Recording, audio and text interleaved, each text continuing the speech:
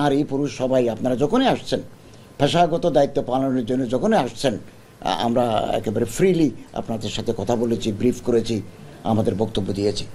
এগুলো আমরা দায়িত্ব নেওয়ার পরপর থেকে এগুলো শুরু করেছি।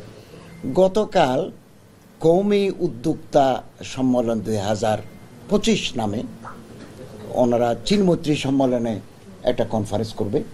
আমি এটা ইতিবাচক হিসেবে নিয়েছি এই কারণে যে আলেমরা নিজের পায়ে দাঁড়াতে চাচ্ছেন, সেলফ রিলায়েন্ট হতে চাচ্ছেন, নিজেরা ইনভেস্ট করবেন, বাজারে একটা ইতিবাচক প্রভাব পড়বে, এতে কর্মসংস্থান হবে, আমাদের অর্থনৈতিক সমৃদ্ধি আসবে, কম্পিটিটিভ বাজার তৈরি হবে।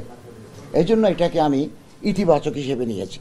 আমি ওখান থেকে এসে আবার আরেকটা অনুষ্ঠানে পার্বতী চট্টগ্রাম মন্ত্রণালয়ের অনুষ্ঠানে যোগ দিয়েছি।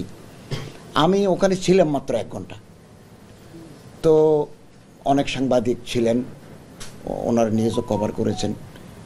আমি তখনও জানতাম না বা আমার কেউ বলে নাই এখানে নারী সাংবাদিকদের প্রবেশে বাধা দেওয়া হয়েছে। এটা আমাকে কেউ বলেও নাই, আমি এটা শুনিও নাই।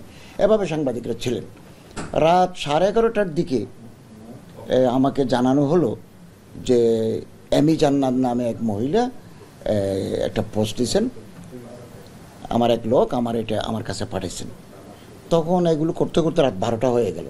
আমি প্রয়োজনে এমি জান্নাতের সাথে কথা বলতাম, কিন্তু রাত গভীর হওয়ার কারণে তাকে আমি আর যোগাযোগ করতে পারি নাই।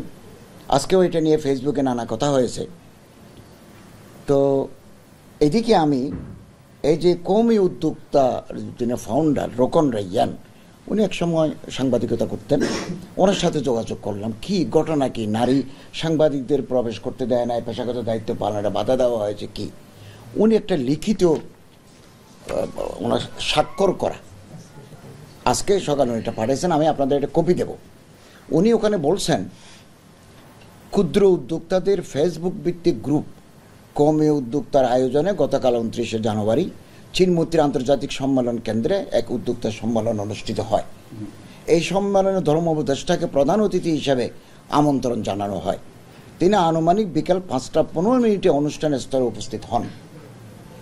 এমি জান্নাত নামে একজন নারী সাংবাদিককে অনুষ্ঠানে প্রবেশ করতে দেওয়া হয়নি মর্মে তিনি ফেসবুকে পোস্ট করেছেন। আমাদের জানা মতে অনুষ্ঠান আয়োজন সংশ্লিষ্ট কোনো ব্যক্তি থেকে এরূপ কোনো ঘটনা ঘটেনি। আমাদের অজ্ঞাতে এরূপ কোনো ঘটনা ঘটে থাকলে সেজন্য আমরা আন্তরিকভাবে দুঃখ প্রকাশ করছি।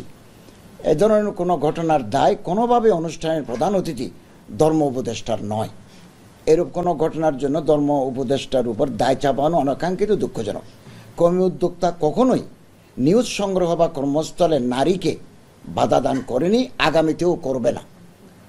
উল্লেখ্য, চ্যানেল আইয়ের এক নারী সাংবাদিককে আমাদের একজন ভলান্টিয়ার নিজে রিসিভ করে অনুষ্ঠানে নিয়ে গেছেন এবং তিনি অনেকক্ষণ থেকে নিউজ ও ফুটেজ সংগ্রহ করেছেন। রোকন রায়্যান, ফাউন্ডার, কওমি উদ্যোক্তা। আমার মনে হয় এই কথার পরে আর এখানে আর কোনো বিতর্কের অবকাশ নেই।